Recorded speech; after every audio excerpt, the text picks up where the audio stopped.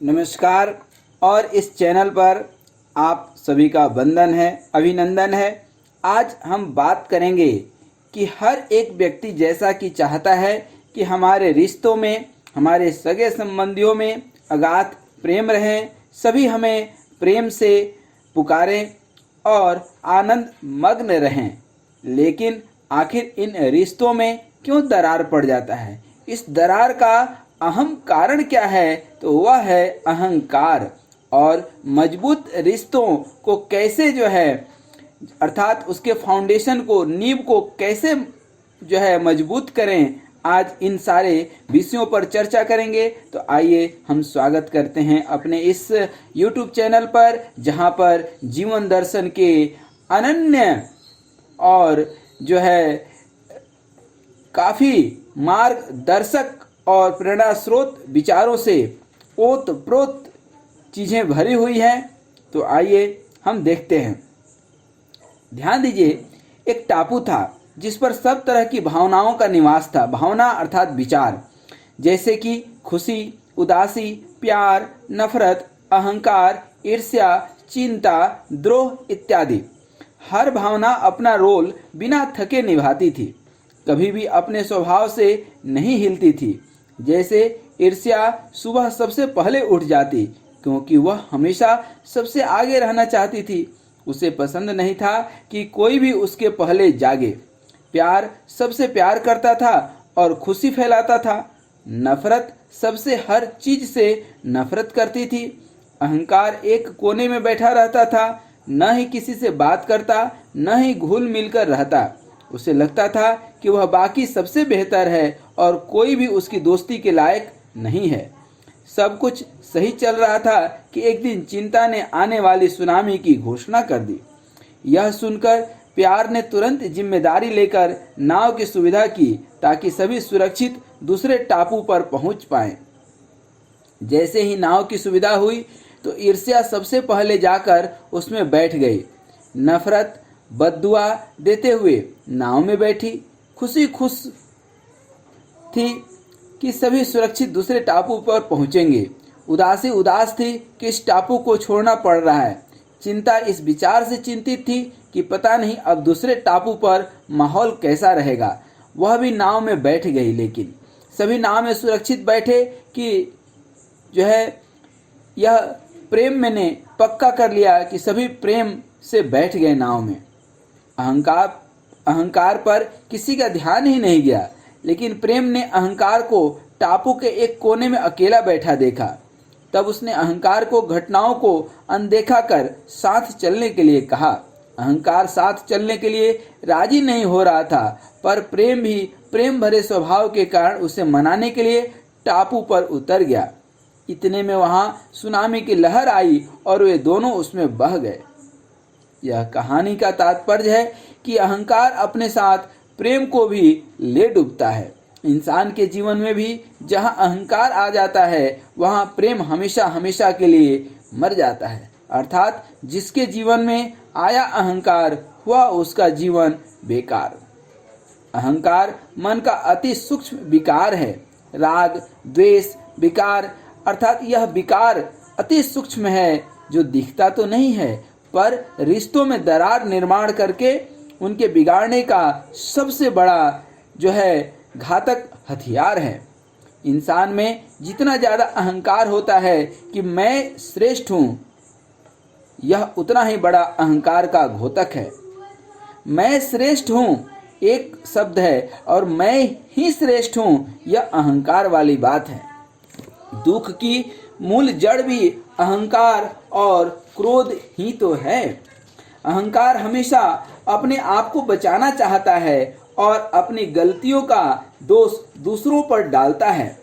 वह अपनी कमजोरी को छिपाकर अपने साधारण गुणों के बारे में भी सबको बढ़ा चढ़ाकर बताता है, जबकि दूसरों के असाधारण गुण उसे कुछ खास नहीं लगते, क्योंकि मन में तो अहंकार भरे हैं। उसे दूसरों की बुराइयां ज्यादा अखड़ती है, लेकिन अपनी बुराई वह देख नहीं पाता। उसी तरह उसे अपना काम ज्यादा दिखाई देता है और दूसरों का काम कम दिखाई देता है। इसी अहंकार की वजह से इंसान दूसरों के द्वारा खाई हुई चोट का बदला लेने के लिए हरदम मौका ढूंढता रहता है, इसलिए इससे सावधान रहें। मैं बार बार बता रहा हूं कि अहंकार है एक छोटा सा शब्द, क्योंकि ईगो इंटायर गो अर्थात ईगो यह इंग्लिश के डिक्शनरी का शायद सबसे छोटा लेकिन सबसे खतरनाक शब्द है। अहंकार आपको कभी भी रिश्ते नहीं निभाने देगा। सोच कर देखें, परिवार में यदि हर एक अपने अपने अहंकार को लेकर के बैठे तो प्रेम कभी प्रकट ही नहीं हो पाएगा, अंदर ही दबा रहेगा, अंदर ही मर जाएगा। प्रेम सबके अंदर है, लेकिन अहंकार उसे प्रकट होने का मौका ही नहीं देता है। जब इंसान किसी से कहता है कि मुझे तुम्हारे सहायता की जरूरत है, तब वह सामने वाले के अंदर के प्रेम को प्रकट होने का मौका देता है। आपको मदद करने के लिए कई लोग तैयार हो जाएंगे, मगर अहंकार यह कहने नहीं देता है।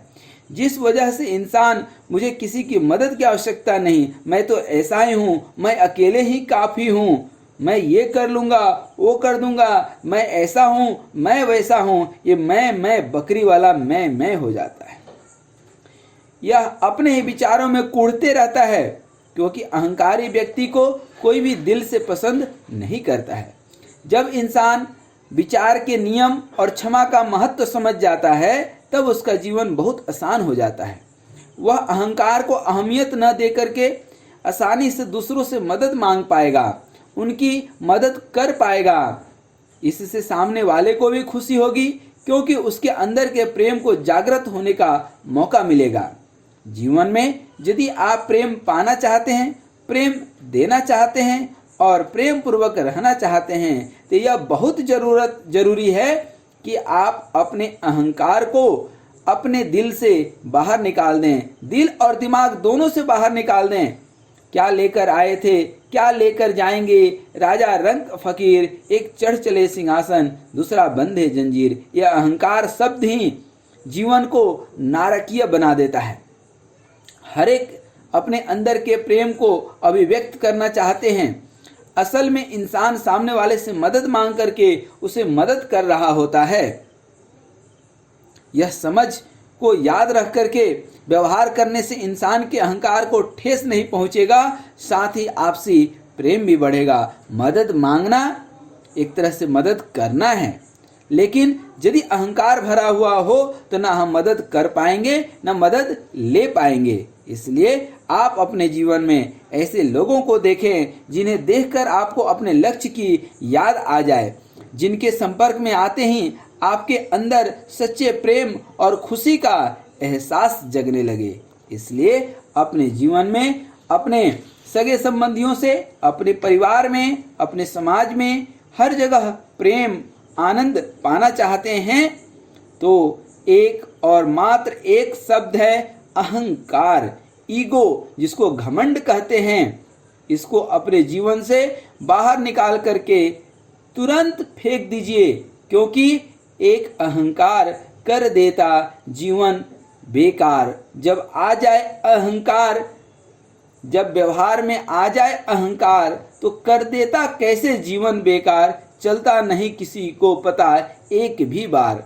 इसलिए अपने जीवन के अहंकार को, अपने जीवन में अहंकार को बिल्कुल समावेश नहीं कीजिए। इस तरह से आपके रिश्ते, सगे संबंधी सब आपसे हमेशा सदा प्रसन्न चित्त रह सकते हैं। इन्हीं शुभकामनाओं के साथ आपको ढेर सारी शुभकामनाएं।